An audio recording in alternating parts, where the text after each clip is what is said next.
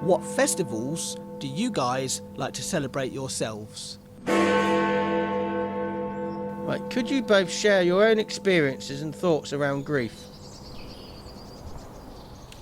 We try and be a friend in your ear during these challenging times. We are the People's Countryside Environmental Debate Podcast. You, the listeners, send in questions for us to conversate around, and we oblige. And they're not always about the countryside or the environment, but we try and draw it back to an environmental angle if we can. We try and come up with actions to address what we discussed, but as you listen to the last episode we've done, there were no actions because that comes out in the conversation.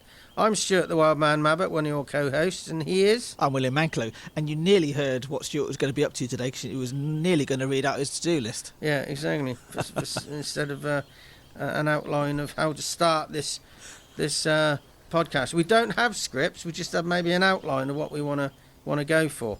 So we definitely have a conversational style, and this podcast is therapy for us and me and William, and hopefully it is for you because we're just talking about the world scale issues and try and keep the big issues in all our consciousness.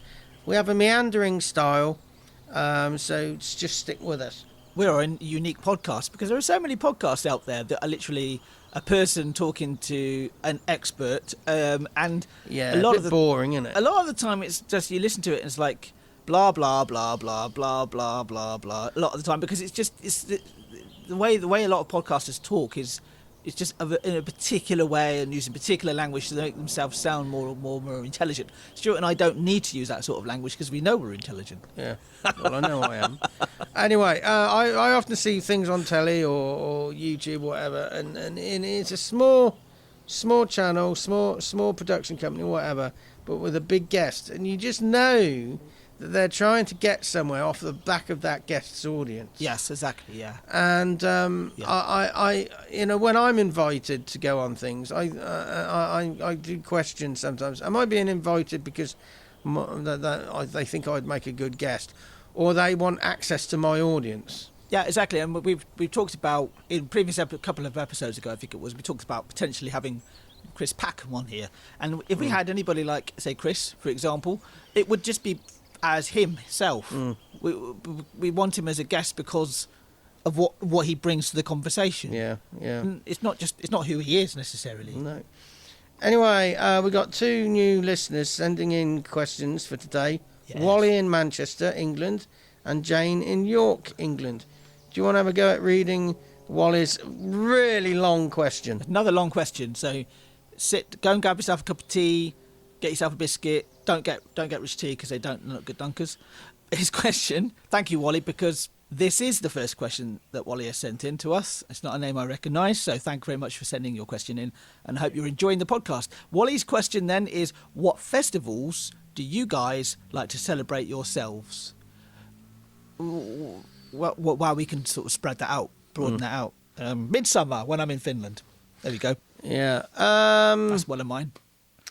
I'm not big. I wasn't brought up to celebrate birthdays, Christmas, Easter, or any of that stuff. My wife's mother, she just, why don't you don't celebrate your birthday because your mother didn't? No, it just goes back generations, and my mum's family didn't celebrate birthdays. For me, the things to celebrate are the changing of the seasons, the solstices, the rotation of the moon, the moon cycle. I don't really worship gods. I was you got the elements: wind, fire, earth. There was something else I can't remember. Water? Would it be water as well? Yeah. When I was growing up, we used to respect and celebrate we used to call him the custodian of the woods, and it was called Hearn, and it's a pagan sort of figurehead. And I did notice it a few months ago. I started watching Robin Hood, the version that was done in 84 to 86 in the UK. Jason Connery Jason Connery, and forget the first one. The first one who played Robin Hood. There was two of them. Forget his name. Anyway, that version received quite a cult following because some of because it was very about mythology, witches. It dipped into pagan culture,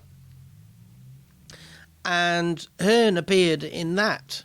Herne was Robin Hood's father, and Herne was a mystic who lived in the woods.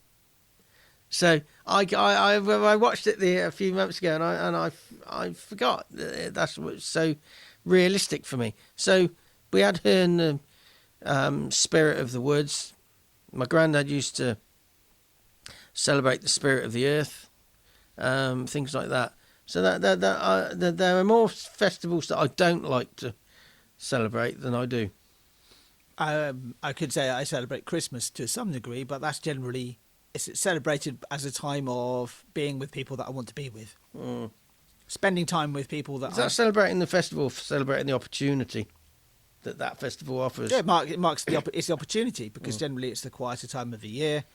A lot more people are off they're off with family themselves.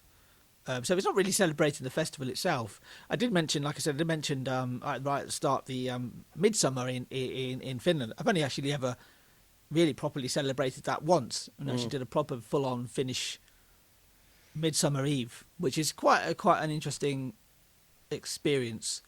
Of I think there's some paganism in that.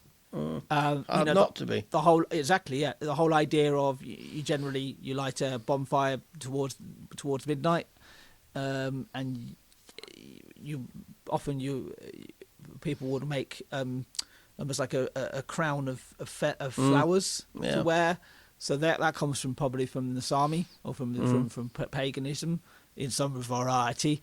But really, with festivals, I don't know. When I thought about festivals, I thought about like Reading Festival, but it's not something to celebrate, is it necessarily? Or Glastonbury Festival, which I've never been to myself. But I can't really think of really any festivals that I really celebrate. Okay, so we've answered that one. Jayne from York. Well, but before I do that, are there any actions we can spin round to make this in more of an environmental sort of feel of festivals? How can we? Maybe I would say an action. If you do celebrate a festival, think about the wastage of the habit. You get into habits around these festivals. Just look at the wastage. Maybe just try and do it a bit more sustainably. And also, if somebody you know well enough, at least, doesn't celebrate that festival, and you have an event on, whatever that festival is, invite them along and say, right, we are celebrating this festival because this is my belief. Please come along, because that really does that can expand somebody's mind so much. Some people would say that's trying to convert them. Yeah, but actually, it's an opportunity for the person who has a different focus than you to come and see you celebrating what means something to you, so they can learn something about you, more about you. Absolutely. I remember taking somebody, I was up in Manchester, and I took this person to an event. So I'm not going to brainwash me, are they? And I said no. I said, this will just give you an insight into an alternative way of thinking. And then afterwards said that they said, if anybody wants more information, give your email. And he's moved in his seat. And then a mention of God was mentioned halfway through, and he just squirmed in his seat again. Couldn't actually hide, looking uncomfortable. And then afterwards said, when it became a question and answer, many of the answers were too wishy-washy for me. And I said, well, this is an opportunity for you to stand up, be a man, and speak your mind, give an alternative view.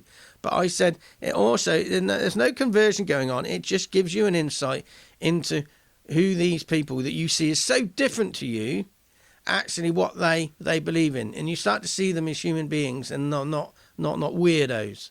So so maybe, as William said, if somebody invites you to a celebration that you don't celebrate, Go along, because you might learn something about your friend.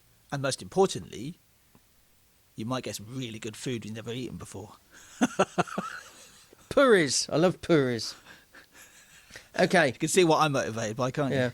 Anyway, Jayne in York, England. Shall I have a go at reading this? Go for it. Go for it. Right. Could you both share your own experiences and thoughts around grief? Well, my first thought, it's different for everybody. I've experienced it many different ways in my own life. The common factors of how I haven't experienced it very often. But the common factors is I go inward. Still got this thing on my desk, and I've read it out many times. It was written in a newspaper by a rabbi. Doesn't matter that he's a rabbi. Don't switch off because he's Jewish. Listen to what he's saying. He was saying there are different stages of grief. People experience them in different orders. And his reading of it was shock, disbelief, depression, anxiety, anger, acceptance. There's probably more in there. Guilt. You might experience some. You might not experience others. You might experience them in a different order. And they can come back as well. Absolutely. So just because you've gone past one stage of grief, you could easily go back to it as well. And you're never over it. People who say, oh, you'll get over it. It gets easier with time. I don't think it does, in my experience. I think you might be... You can distance yourself a bit from it, but it never goes away. Time is a good healer for me. I'm just thinking of... I had a very deep grief last year. That I was just thinking about this today, actually, that I was avoiding going in a particular direction in walking down a particular road in the city of Oxford, because I didn't want to look at a particular house for the particular reason that I'm not going to really talk about too much. But it made me think about. I challenged myself that today. Actually, I thought, well, I'm going to walk down that road because time has moved on, and my grief has moved on. But you're right, Stuart. It doesn't go away, does it? I think it leaves an indelible mark on you, and you when I have had deep grief, you're not the same person afterwards. You're a different person. You become a different person. Yeah, I remember we know a local farmer, Ron. He said that to me a while back. His wife passed away, and Ron's very hard to get under his skin. But he said to me just after she passed, he said, "Oh, it changes you, done it?" And that was the nearest I ever got to Ron's soul. But it does change you. It's changed. It definitely has changed me. Grief has changed me. Yeah, if everything changes you all the time, though.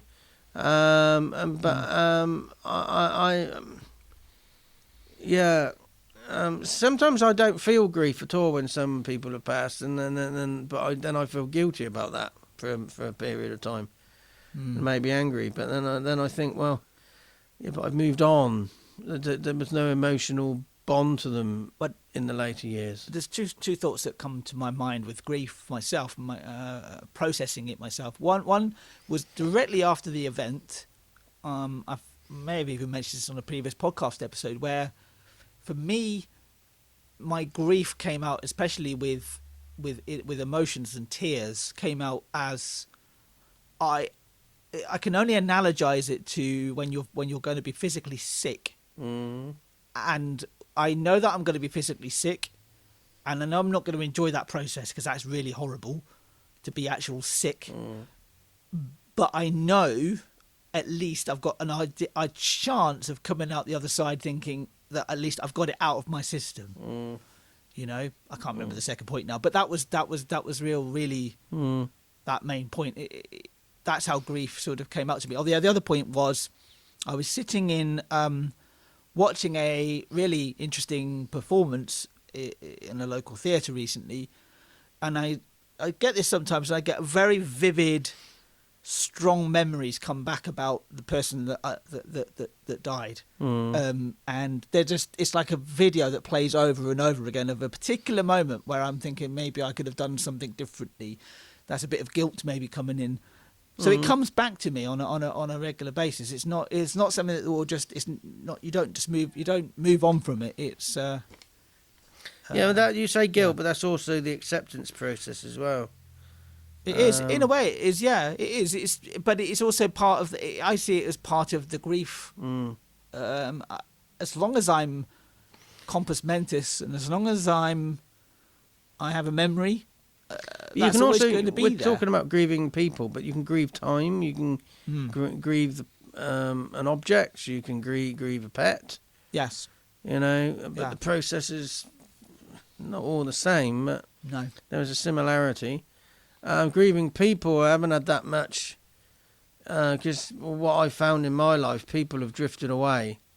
So when they've passed on, it's sort of, okay, thanks for the information. It just leaves me numb. I just think, well, It is grief. Then is then. I grieve the time that not the lost time, but the missed opportunity. Not on my part, but on their part generally. Because there's people in my mum's family that just drifted away, and I just think, well, if you had a little bit more control over your shyness, or your ambition, or your judgmental side, we could have actually got on. Yeah, it's when you feel grief of a loss of somebody's death, then does that then just show that you had a strong connection with them? Yeah, well, strong maybe, but I think that they maybe had it. I think there's more. It's more about they had a strong impact on your life, but you don't necessarily mean that you were emotionally connected to them. Because it's sort of like my mother, when she passed, people thought we were really close. We weren't emotionally, we were very distant. But, it was... She had the worst case of obsessive compulsive controlling disorder I ever seen in my life. And she was slowly killing me, literally, with her food. What I've spoken about many times on this podcast. And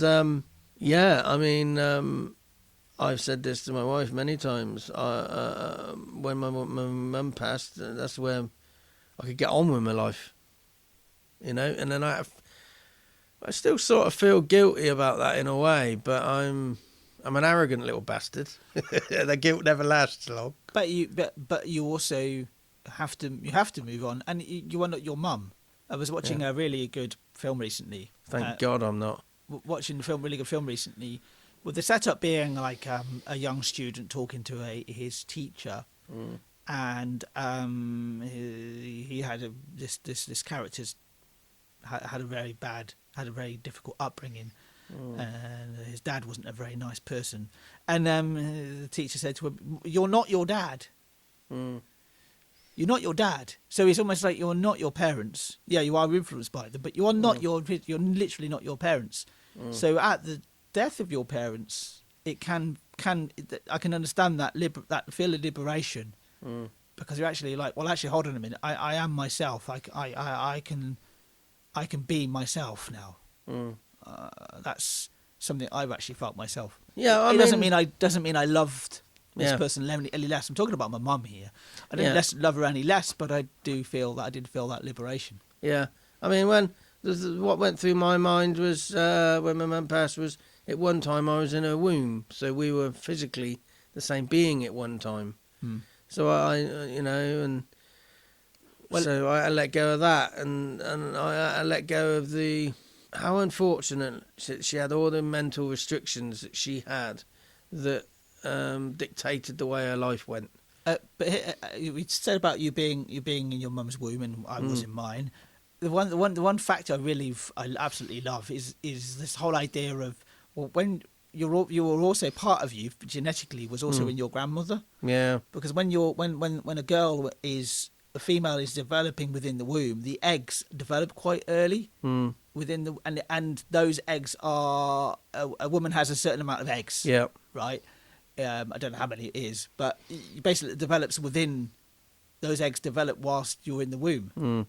So actually, genetically, part of you is also from inside your grandmother. Yeah. I find that really fascinating. Do we grieve our parents more and our grandparents more because it makes us face our own mortality and we're grieving our own mortality again? Potentially, yeah, very potentially. Grieving our own missed opportunities. I think missed opportunities is a lot of grief in that.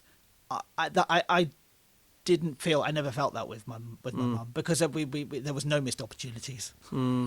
I told her exactly how I felt about her.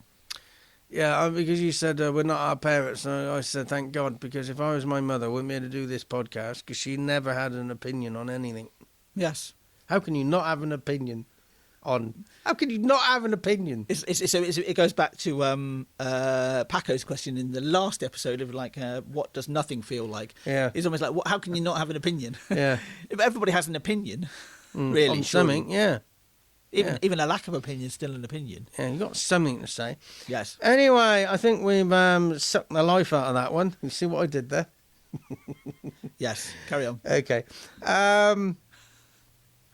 Can we come up with an action that brings an environmental feel?